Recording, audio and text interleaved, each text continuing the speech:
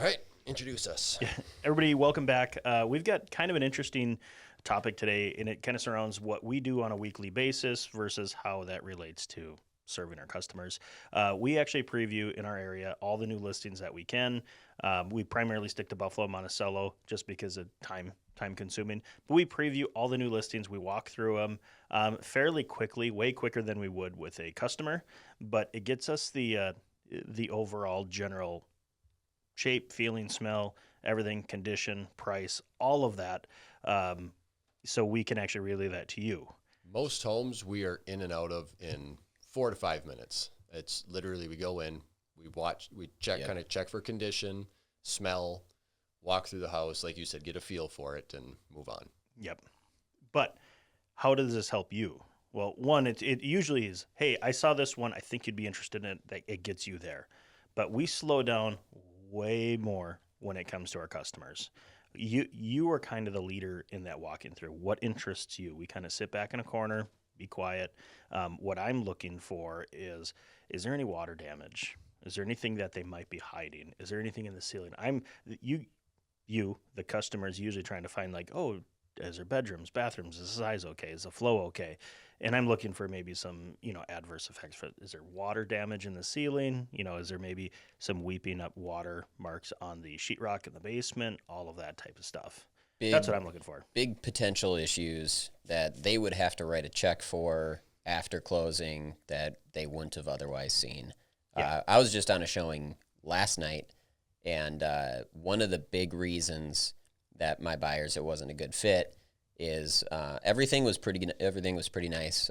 Windows were original, so I think they're 40 years old. So you see, some evidence of condensation, not necessarily rot, but you do know that those windows have a lifespan, and windows are expensive when it comes to fixing it. That was one.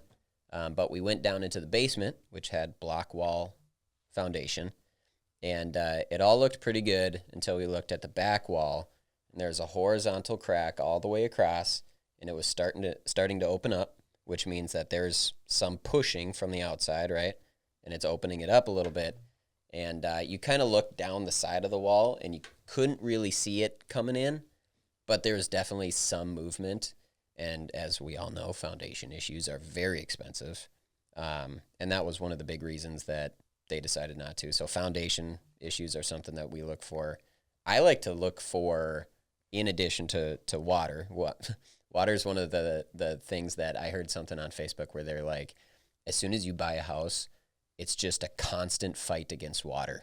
It's you need to put on gutters. It's fixing the grading to get water away from the house. You've got a leak in your sink, and so you're fixing. It's like water's a big issue. But look for potential rodent issues. So look for like mouse droppings or something in the basement. This house that we saw yesterday had a dead mouse on the water heater, which maybe it's a one-off. It is that time of year, but something to look for. Mouse season. That's what my landlord told us in college. We had like 5 or 6 mice that we saw as soon as it got cold out. We gave her a call, and she's like, well, it is that time of year, so I'd set out traps. And I was like, quite honestly, having owned something in the country, she's not wrong. Yeah. We Yep. get 1 or 2 every season at our house now. And So I think the point kind of being is that we can't tell you if the space is going to be good for your family, if little Billy's bed is going to fit in the one room, or if your sofa is going to work in this area and the workshop, is that good enough for the home business, whatever. We can't really help you decide on that. What we can do is we can point out, while you're looking at those things, what we can do is we can be checking for those other things to say, will this be an issue? Will this not be an issue? Because what I tell people is when we go in showings, especially if it's the first or second time out with them, I say, just so you know, I'm going to point out all of the negative things I see. And I don't want you to think that means that I think it's a bad house. I just want you to know what you're getting. Right. And I've never had a person go, oh, please don't do that. They go, oh, yes, thank you. They said, we'll look for the other stuff. Yeah, then. we appreciate your input. Yeah. Yeah. Yep. I use the term. I'm going to shine a harsh light on this. I love first-time home buyers for this reason is like I get a chance to educate, pat myself on my own back. And look at all the things I know. You're so I smart. bet you, look under here. I bet you this part is wrong, just because we've been in them. Yep. But and I said, do you want me to point all of these things that I'm seeing out? And yes, they're relieved. Oh, yes, absolutely, because they're now looking at as a homeowner, but they don't have the experience behind it. So Yeah. Yep. Looking at the age of the furnace and the AC, it's like, oh yeah, he's 28 years old. If these both go out like they did in my rental last year, it's a big check you got to write. Are there any things that you look at specifically in every home that you go into? The roof being an example.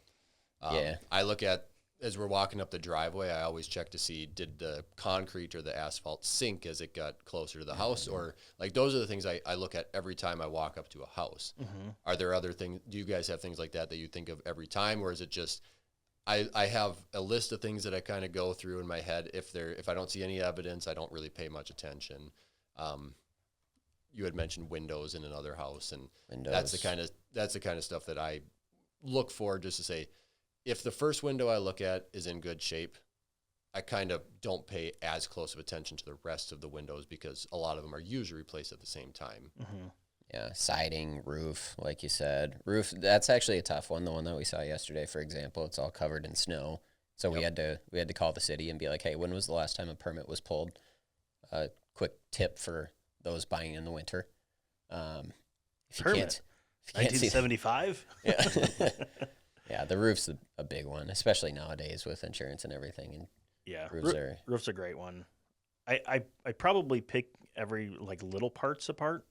Yep. If you're like, man, it kind of stinks in this house. And again, it's maybe around somebody that hasn't been in a bunch of homes. I actually like to go over to the grate, the heat register, and I actually pull that up. Those things aren't attached. It's like, here's a pro tip if you're an agent. Pull that thing up and look down there. Is there a bunch of dog hair, food, toys, everything? Probably an indicator on how that person lived. You're like, oh, it smells like bleach, but it's still kind of dirty. All right, pull that up. That is kind of an indicator on how they lived in that house. The other one is like the window sills, or sorry, the tracks. The slides, The yeah. tracks. Like, is it growing moss? I've seen it, Yeah. I look at that and say, all right, hey, but sometimes you're in just a fantastic house. I said, man, these are the things I look for. Look how easy these windows open. And I open it up. I said, look how clean these registers are. It's like, you feel pretty good about this. Right. And that's when you kind of go down to that utility room and I'm like, oh man, like, yeah, these things were replaced 3 years ago and all at the same time. It's just, it tells a story of How who they are you treat, buying from. how they treat and keep those little things clean and organized and everything is how they are going to, deal with the major things. So it's like, yeah, they're cleaning out this, the tracks Yeah. of the window. They're probably managing this furnace just fine. It's like buying a Buick from either your grandmother or your teenage neighbor who, that's just came back from college. Yep. Those are the types of things. What would you rather buy from? Cars have air filters? Yeah. What? It's like, got to change the oil too? Yep. So, What's that knocking sound? and when I take a chance to get education about it, is you made a point on condensation on windows. A lot of times that happens. It's not intrusion, and sometimes there's like some discoloration or like the varnish is peeling up. And a lot of times that's because it's a south-facing window, and a lot of times people don't open up their shades when they leave, and that's what creates a condensation, creates some surface discoloration. Especially on like propane, propane heated homes. I usually take my finger. I'm like, hey, this is still solid. You could probably still, maybe sand it down and revarnish it, or if it's really bad, gently push it. And if it dents or your finger goes through, we're not trying to damage anything. We're just, I think that would be a normal thing. You can touch something, and if it breaks because you touched it, It speaks to the condition. Yeah. I'm going to knock on wood. Did you do this recently? It's happened, so anyway, I'm pointing those things out, but then it's like, all right, well, why do you think this is like this? Do you think the windows are leaking? I said, well, most of the time it's because people don't open up their shades and don't let that warm air touch the glass. and dry everything out. Yeah. But The one other thing that I look for are evidence that somebody did a lot of work themselves. So, for example, the one we saw yesterday, they had a sump pump that got routed into the septic system. And it's like, okay, you're not supposed to do that. And that tells me that he probably did the work himself. If he did this himself, what else did he do to this home that he did himself? Are there potential safety issues because they're not doing it right? Those are kind of the light switch height. Yeah. You didn't look in my basement. But I mean, those are all things. I mean, you're exactly right. Is like, how do we go through a home? I mean, that's all the things. And I'm going to go straight to the electrical panel and see if they pulled a permit for the basement for the electrical. And it's all because it's a code. You don't know this on camera, but I'm pointing at a light plate switch right now. It's code. It's got to be at a certain height. And now when you have to reach way up here, it's like, oh, hey, something's wrong here. I bet you they finished this basement themselves. Doesn't mean it's going to catch on fire or anything like that, but it's like, Well, it doesn't mean that do you really it's know done what you're doing? Incorrectly either. Yeah. I mean, with the exception of the height. That is Right. incorrectly. But, like you said, it points to evidence of like, hey, if this was done incorrectly, what else was done? Because what are the more serious things that were done? I might walk into a basement is the most common one that people will do themselves without a permit. And I might just go, oh, wow, yeah, it looks nice. And then I notice that like a light switch is high and I go, oh, I bet this was done themselves. And then I start looking at the trim. The trim doesn't look like a professional did it. That looks like they did a good job, but maybe they're off by just a hair in a couple of these corners. Well, those are pretty noticeable. Oh, that gap is definitely filled with a lot of caulking. Oh, if you look up at the ceiling, you can see sheetrock seams underneath the knockdown ceiling. Like you can just start, again, is any of it wrong? Maybe, maybe not. It's not necessarily unsafe. It's just there are those little things that you can notice where you're like, it wasn't professionally done. What can we find out here? And so those are things that we look for. I think one of our favorite ones when we go out on tour is you walk out on the deck and shake side to side to see if the deck moves, and that can be an alarming one. Is for Tyler people. twerking right now? Nope, just testing the deck. Yep. So there's all sorts of stuff where it's exactly like what you said, where you might walk through and just go, this is a great house, but it usually only takes one thing that you notice and you go, wait a second, there's going to be more to this because we just noticed that one thing. Let's look for the other signs that we've seen because we've walked through thousands of houses. Yeah. And again, most of this comes from just the personal experience of our own places. Yeah. But then I think we do a great job, as a company of going to our buyers' inspections. We're here to learn as well. You hear it from a different set of eyes. It's the inspector saying, hey, yeah, this hasn't been done properly, and that's when like, oh, I can actually kind of relay that. And the next time I see it, I was like, oh, this same exact thing was pointed out to me. My one is the air exchanger, the Venmar air exchanger.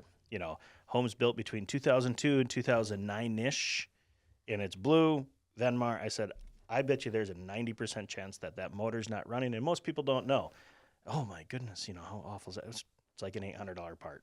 Yeah. That's what the fix is. You're going to call an HVAC company. They said, oh, yep, we got that. We can come out. And it's an easy fix. So, but most people don't know it doesn't work because really the light on the switch works, but the motor doesn't work, and you can't really hear them anyway.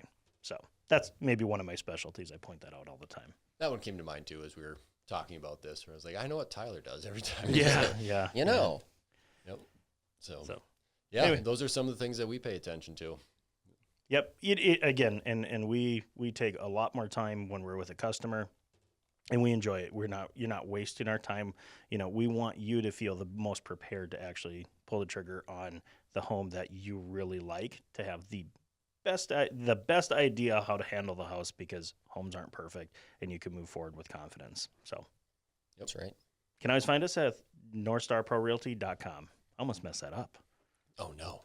Make sure you put the www in there first, though. www.northstarprorealty.com. World Wide Web.